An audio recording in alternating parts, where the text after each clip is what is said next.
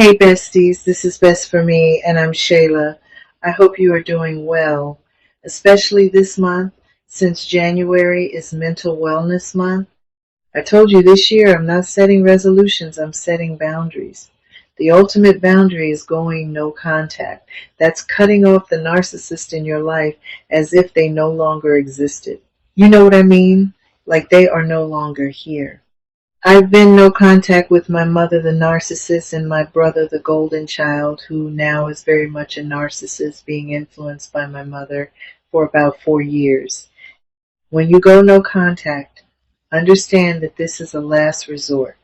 As a normal, healthy-minded person would, you always try to work things out with the narcissist. You go through this internal conflict with yourself, wondering if you are the problem. You ask yourself, is it me? Am I the problem? You're not the problem. It's the narcissist manipulation control tactics that created self-doubt, and now you don't know if you can trust and believe your own thoughts and feelings. This is where the narcissist wants you to be.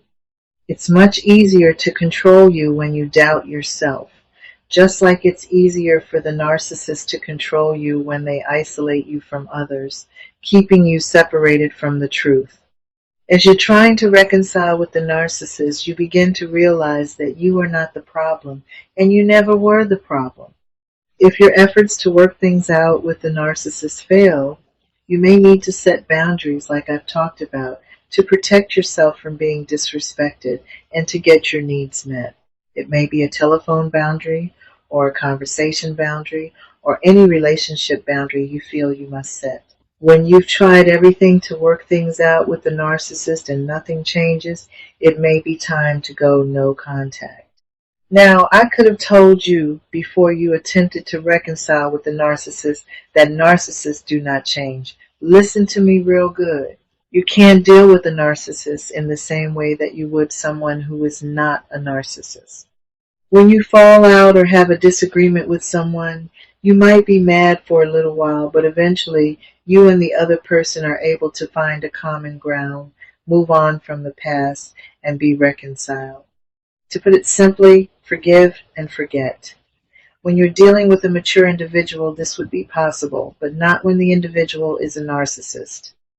As I told you in episode 16 from season 1, narcissists do not change, and if they do, it is only temporary, and it is only to hoover you back in so they can resume hurting you, but this time they increase the abuse because you must be punished for calling them out. Narcissists do not change. So if you want to end the abuse and constant disrespect, you must go no contact.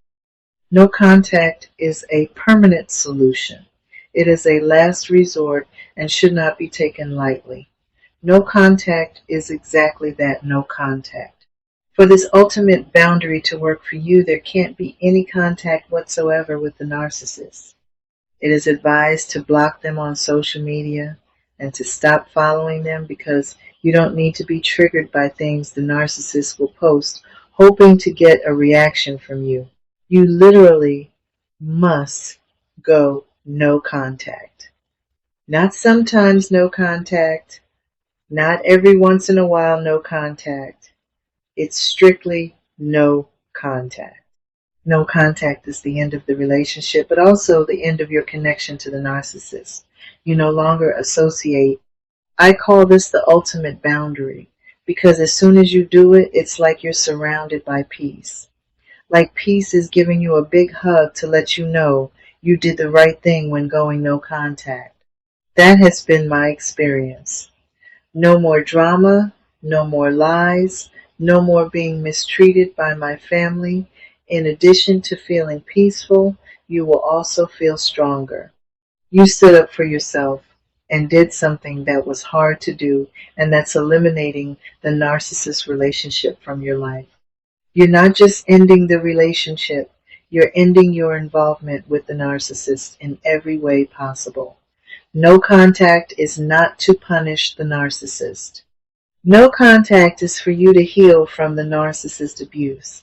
Treat it as such. Before going no contact, you must know for sure that going no contact is what you want to do and also what you should do. I always like to say that when you have children, in order to co-parent with the narcissist in your life, going no contact may not be an option for you. You know, the children will want to see their other parent, and you don't want to deprive them of that unless you feel the children will not be safe when with the narcissist. Another scenario where you may feel going no contact is not an option for you is when the narcissist is a family member. As I mentioned in a previous episode, narcissists will always have flying monkeys and people that will side with them because the narcissist has been successful in fooling them. So, if the narcissist is a family member and you decide to go no contact, you will more than likely have to go no contact with other family members as well, at least until they learn how the narcissist truly is. The narcissist in my life is my mother, and going no contact was best for me. I've also went no contact with my brother, the golden child narcissist. My mother has influenced to be just like her. I have been dealing with my mother's abuse for years. I dealt with my mother's abuse during my childhood, including the teen years when it was the worst. Then after leaving home, living independently on my own, the abuse would continue, but it wasn't physical but more psychological and shown in subtle ways. It took me until I was 51 before I went no contact. I don't have to tell you how hard it is to go no contact with your mother. It wasn't going no contact with her and my brother that was difficult. It was not going around other family members when I knew my mother or brother would be present. It was keeping my distance with my mother and brother while still trying to be close to other family members. No contact is very conflicting and needs to be thought through thoroughly. I want to end right here and continue in the next episode to keep the episode from being too long. I'll talk to you again, and remember to have your best day being you. This is Best for Me, and I'm Shayla.